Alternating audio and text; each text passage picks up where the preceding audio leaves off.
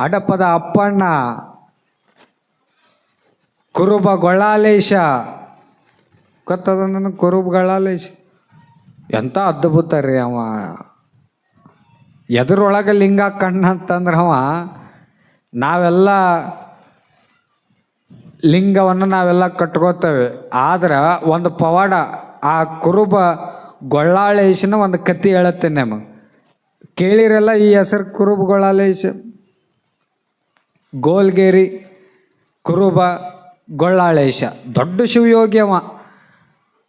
ಅವನ ಜೀವನದೊಳಗೆ ಎಂಥ ಪವಾಡ ಅಂತಂದ್ರೆ, ನೀವು ಹೆಂಗೆ ಶ್ರೀಶೈಲಕ್ಕೆ ಪಾದಯಾತ್ರೆಯನ್ನು ಇಲ್ಲಿಂದ ಅಚ್ಚ ಮಲ್ಲಿಗೆ ಹೂವು ಮೆಚ್ಚಿಕೋರೋ ಮಲ್ಲಯ್ಯ, ನಡಿ ನಡಿ ನಡಿ ಹೋಗು ನಡಿ ಶ್ರೀಶೈಲ ಮಲ್ಲಯ್ಯನ ನೋಡೋಣ ನಡಿ ಅಂತ ತಿಳ್ಕೊಂಡು ಎಷ್ಟು ಚಂದ ಭಜನಾ ಮಾಡ್ಕೋತ ಮಲ್ಲಯ್ಯನ ಭಕ್ತಿ ಗೀತೆ ಆಡ್ಕೋತ ಮಲ್ಲಯ್ಯ ಮಲ್ಲಯ್ಯ ಅನ್ಕೋತ ಹೆಂಗೆ ನೀವು ಪಾದಯಾತ್ರೆಗೆ ಹೋಗ್ತಿರಲ್ಲ, ಹಂಗೆ ಎಲ್ಲ ಭಕ್ತರು ಪಾದಯಾತ್ರೆಗೆ ಹೊಂಟಿದ್ರು. ಇದು ಯಾರಿಗೆ ಗೊತ್ತಾತಂದ್ರೆ ಗೊಳ್ಳಾಳೇಶಿಗೆ ಗೊತ್ತಾತ. ಎಲ್ಲರೂ ಮಲ್ಲಯ್ಯ ಮಲ್ಲಯ್ಯ ಅನ್ಕೋತ ಹೊಂಟಿದ್ದು ಇವನಿಗೆ ಕಿವಿಗೆ ಬಿತ್ತು. ಅವಾಗ ಆ ಗೊಳ್ಳಾಳೇಶ ಏನು ಮಾಡಿದ ಅಂತಂದ್ರೆ, ನೀವು ಶ್ರೀಶೈಲಕ್ಕೆ ಹೊಂಟಿರೇನೋ? ಹೌದು, ನಾವು ಶ್ರೀಶೈಲಕ್ಕೆ ಹೊಂಟೇವಿ. ನೀವು ಶ್ರೀಶೈಲಕ್ಕೆ ಹೋಗಿ ಬರುವಾಗ ಏನು ಮಾಡ್ರಿ ಅಂತಂದ್ರೆ, ನನಗೆ ಲಿಂಗ ಕಟ್ಕೋಬೇಕಂತ ನನಗೆ ಭಾಳ ಆಸೆ ಆಗ್ಯದ. ಅದಕ್ಕೆ ನೀವೇನು ಮಾಡ್ಬೇಕಂತಂದ್ರೆ, ಶ್ರೀಶೈಲದಿಂದ ಮರಳಿ ಬರುವಾಗ ನನಗೆ ಲಿಂಗ ತಂದು ಕೊಡ್ರಿ ಅಂತ ತಿಳ್ಕೊಂಡು ಶ್ರೀಶೈಲಕ್ಕೆ ಹೋಗೋ ಜನಗಳ ಕೈಯಾಗ ರೊಕ್ಕ ಕೊಟ್ಟು ಆ ಗೊಳ್ಳಾಳೇಶ ಹೇಳಿದ, ಲಿಂಗ ತೊಂಬರ್ರಿ ಅಂತ ಹೇಳಿದ. ಇವ್ರು ಹೋದ್ರೆ ಆಯಿತು ತೊಂಬರ್ತೇವೆ ಗೊಳ್ಳಾಳೇಶ ನಿನಗೆ ಲಿಂಗ ಅಂತ ತಿಳ್ಕೊಂಡು ಹೇಳಿದಾಗ ಹೋದ್ರು. ಹೋಗಿ ಶ್ರೀಶೈಲಕ್ಕೆ ಹೋಗಿ ಮತ್ತೆ ಮರಳಿ ಬರಾಕತ್ತಿದ್ರು ಅದ ಊರಿನ ಮೇಲೆ ಪಾದಯಾತ್ರೆ ಮಾಡಿ. ಅವಾಗ ಗೊಳ್ಳಾಳೇಶಿಗ ಗೊತ್ತಾತ, ಇವರು ಹೋಗುವಾಗ ಇವ್ರ ಕೈಯಾಗ ರೊಕ್ಕ ಕೊಟ್ಟಿದ್ದೆ ನಾ ಲಿಂಗ ತೊಂಬ ಅಂತ, ಇವ್ರು ಮರಳಿ ಬರಾಕತ್ತಾರ ಅಂತ ತಿಳ್ಕೊಂಡು ಮತ್ತೆ ಗೊಳ್ಳಾಳೇಶ ಹೋಗಿ ನಿಮಗೆ ಲಿಂಗ ತೊಂಬ ಅಂತೇಳಿದೆ, ಲಿಂಗ ಕೊಡ್ರಿ ಅಂತಂದಾಗ ಅವ್ರು ಹೋಗಾಗ ರೊಕ್ಕ ಇಸ್ಕೊಂಡವರು ಮರ್ತ ಬಂದಿದ್ರು, ಅವ್ರು ಲಿಂಗನ ತಂದಿದ್ದಿಲ್ಲ. ಅವಾಗ ಅವ್ರು ಏನು ಮಾಡ್ತಾರಂದ್ರೆ, ಒಂದು ಕುರಿ ಇಕ್ಕೇನು ಬರ್ತದಲ್ಲ, ಕುರಿ ಇಕ್ಕಿ ತಗೊಂಡ ಆ ಗೊಳ್ಳಾಳೇಶಿಗೆ ಕೊಟ್ಟರು. ಇದ ನೋಡಿ ಲಿಂಗ ಅಂದ್ರೆ ಇದ ಲಿಂಗ ಅಂತ ಇದಕ್ಕೆ ಕರೀತಾರೆ, ಇದನ್ನ ನೀ ಪೂಜೆ ಮಾಡು ಅಂತ ತಿಳ್ಕೊಂಡು ಆ ಜಂಗಮ ಮೂರ್ತಿ ಆ ಗೊಳ್ಳಾಳೇಶ ಕುರಿ ಇಕ್ಕಿ ಕೊಟ್ಟಾಗ ಅವ ಅದ ಲಿಂಗ ಅಂತ ತಿಳ್ಕೊಂಡ. ಯಾವುದು? ಕುರಿ ಇಕ್ಕಿನ ಲಿಂಗ ಅಂತ ತಿಳ್ಕೊಂಡ. ಏನು ಮಾಡಿದ? ದಿನ ಪೂಜೆ ಮಾಡೋದು ಮಾಡೋದು ಮಾಡೋದು ದಿನ ಪೂಜೆ ಮಾಡಕತ್ತ. ಅವನಲ್ಲಿ ಎಂಥ ಅದ್ಭುತವಾದ ಶಕ್ತಿ ಬತ್ತಂದ್ರೆ, ಆ ಇಕ್ಕಿನೇ ಲಿಂಗ ಅಂತ ತಿಳ್ಕೊಂಡು ಪೂಜೆ ಮಾಡುವಾಗ ಅವರ ತಂದೆ ಬೈತಾನಂತ, ಬುದ್ಧಿ ರೈತಲ್ಲ ನಿನಗೆ ಬರೀ ಮಾಡ್ಕೊತ ಕುಂದಿರ್ತಿಯಲ್ಲ, ಹೋಗು ಕೆಲಸ ಮಾಡೋಗು, ಬರೀ ಮಾಡ್ಕೊತ ಕುಂದಿರ್ತಿಯಲ್ಲ ಅಂತ ತಿಳ್ಕೊಂಡು ಅವರ ತಂದೆ ಏನು ಮಾಡ್ತಾನಂದ್ರೆ, ಅವನ ಕೈಯಲ್ಲಿರ್ತಕ್ಕಂಥ ಲಿಂಗದ ಸ್ವರೂಪದಲ್ಲಿರ್ತಕ್ಕಂಥ ಹಿಕ್ಕಿಯನ್ನು ತಗೊಂಡು ಒಗೆದು ಬಿಡ್ತಾನಂತ. ಅವು ಗೊಳ್ಳಾಳೇಶಿಗ ಸಿಟ್ಟು ಬರ್ತದ.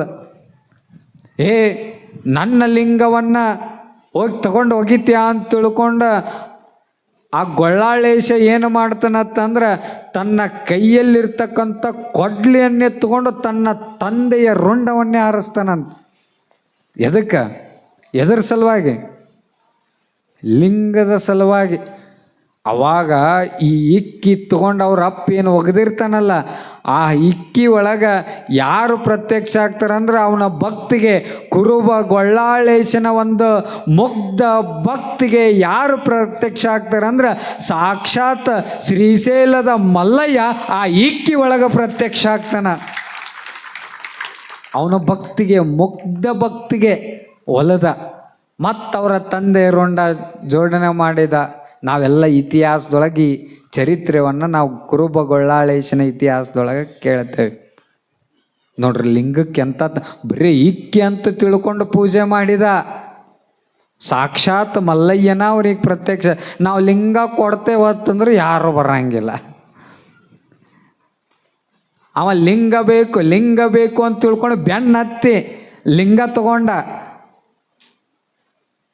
ಯಾರೋ ಜಂಗಮ ಮೂರ್ತಿ ಇಕ್ಕಿ ಕೊಟ್ಟಿದ್ದು ಲಿಂಗ ಅಂತ ತಿಳ್ಕೊಂಡು ಪೂಜೆ ಮಾಡಿದ. ನಾವು ನಿಜವಾದ ಲಿಂಗ ಕೊಡ್ತೀವ್ರಿ, ಲಿಂಗ ಕಟ್ಕೋರಿ ಅಂತ ತಿಳ್ಕೊಂಡು ಗಂಟೆಗಟ್ಲೆ ಗಂಟ್ಲು ಹರ್ಕೊಂಡು ಭಾಷಣ ಮಾಡಿದ್ರು ಯಾರು ಲಿಂಗ ತೊಗೊಳಂಗಿಲ್ಲ.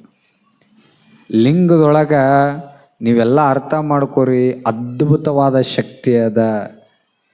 ಆ ಲಿಂಗ ಏನು ಮಾಡ್ತದತ್ತಂದ್ರೆ ನೀವು ದಿನ ಲಿಂಗ ಪೂಜೆ ಮಾಡ್ಕೋತ ಮಾಡ್ಕೋತ ಮಾಡ್ಕೋತ ಹೋದ್ರಿ ಅಂದ್ರೆ ನಿಮ್ಮಲ್ಲಿ ಎಂಥ ಶಕ್ತಿ ಬರ್ತದತ್ತಂದ್ರೆ ನಿಮ್ಮ ಮನೆ ಒಳಗೆ ಅದು ಆಗಲ್ಲ ಇದು ಆಗಲ್ಲ ಅಂತ ತಿಳ್ಕೊಂಡು ಏನು ಇರ್ತಾವಲ್ಲ, ನೀವು ಲಿಂಗ ಪೂಜೆ ಮಾಡ್ಕೋತವಂದ್ರೆ ನಿಮ್ಮ ಮನೆ ಒಳಗೆ ಸುಖ ಶಾಂತಿ ನೆಮ್ಮದಿ ನೀವು ಅನ್ಕೊಂಡಿದ್ದ ಎಲ್ಲ ಕೆಲಸಗಳು ಸಹಿತ ಈಡೇರಿಸುವಂಥ ಶಕ್ತಿ ಅದರೊಳಗಿರ್ತದಂದ್ರೆ ಅದು ಲಿಂಗದೊಳಗಿರ್ತದ ಅಂತಕ್ಕಂಥದ್ದು ಅರ್ಥ ಮಾಡ್ಕೋರಿ. ಎಲ್ಲರಿಗೆ ತಲೆ ಕೆಟ್ಟದನ್ನು ಲಿಂಗ ಪೂಜೆ ಮಾಡ್ಕೊಳಕ್ಕೆ. ಎಷ್ಟು ಮಂದಿ ಮಹಾತ್ಮರು, ಅತನಿ ಮುರುಗೇಂದ್ರ ಶಿವಯೋಗಿಗಳು, ಹಾನಗಲ್ಲ ಕುಮಾರ ಶಿವಯೋಗಿಗಳು, ಎಲ್ಲ ಶಿವಶರಣರು, ಅಣ್ಣ ಬಸವಣ್ಣ ಹಿಡ್ಕೊಂಡು ಎಲ್ಲರೂ ಲಿಂಗ ಪೂಜೆ ಮಾಡಿದ್ರಲ್ಲ, ಅವ್ರಿಗೇನ್ರ ತಲೆ ಏನು ಸುದ್ದಿದ್ದಿಲ್ಲ. ಯಾಕೆ ಲಿಂಗ ಪೂಜೆ ಮಾಡ್ತಾರೆ? ನಾವು ಯಾಕೆ ಮಾಡಲ್ಲಾಗೆ ಇವತ್ತು? ಅವ್ರವ್ರ ಧರ್ಮದವರು ಅವ್ರವ್ರ ಧರ್ಮದ ಪಾಲನೆ ಮಾಡಕತ್ತಾರ. ಇಸ್ಲಾಂ ಧರ್ಮದವರು ಇವತ್ತು ನನಗೆ ಭಾಳ ಖುಷಿ ಆಯ್ತು. ಪಾದಯಾತ್ರೆಗೆ ಹೋದಾಗ ನಿನ್ನೇನು ಪಾದಯಾತ್ರೆ ಅಡ್ಡಾಡುವಾಗ ಇಸ್ಲಾಂ ಧರ್ಮದವರು ಅವ್ರ ಮನೆಗೆ ನಮ್ಮನ್ನ ಪಾದ ಹಾಕಿಸಿ ಅವರು ನಮಸ್ಕಾರ ಮಾಡಿ ಅವರು ಗುರುದಕ್ಷಿಣೆ ಕೊಟ್ರಲ್ಲ, ಇದೇ ನಿಜವಾದ ಭಾವೈಕ್ಯತೆ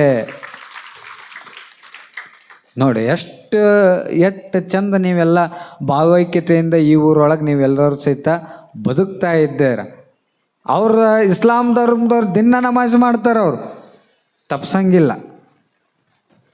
ಕ್ರೈಸ್ತ ಧರ್ಮದವರು ದಿನ ಅವ್ರ ಚರ್ಚ್ಗೆ ಹೋಗಿ ಅವರು ಪ್ರಾರ್ಥನೆ ಮಾಡ್ತಾರೆ, ಒಂದು ದಿನನೂ ಅವರು ಪ್ರಾರ್ಥನೆ ಮಾಡೋದು ಬಿಡಂಗಿಲ್ಲ. ಅವ್ರ ದೇವರನ್ನು ಅವರು ಸ್ಮರಣೆ ಮಾಡ್ತಾರೆ.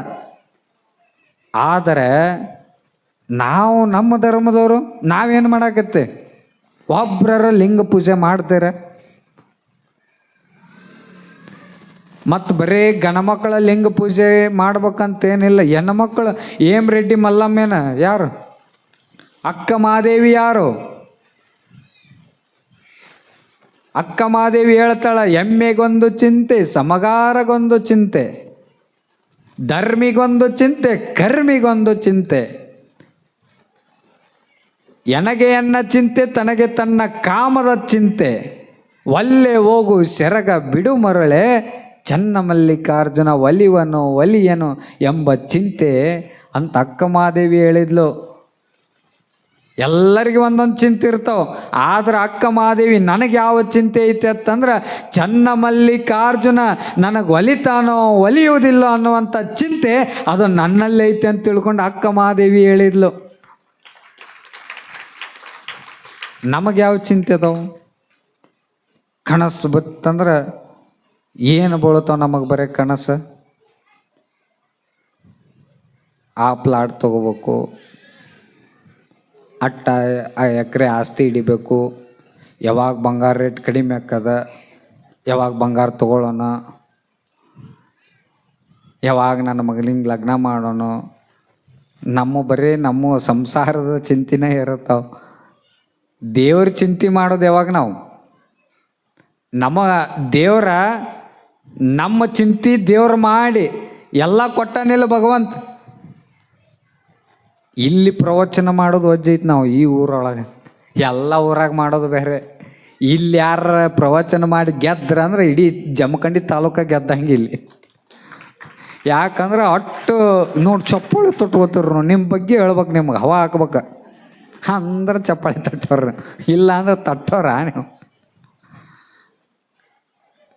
ಅಲ್ರಿ. ಭಗವಂತ ಎಷ್ಟು ಚಂದ ಈ ಜಗತ್ತು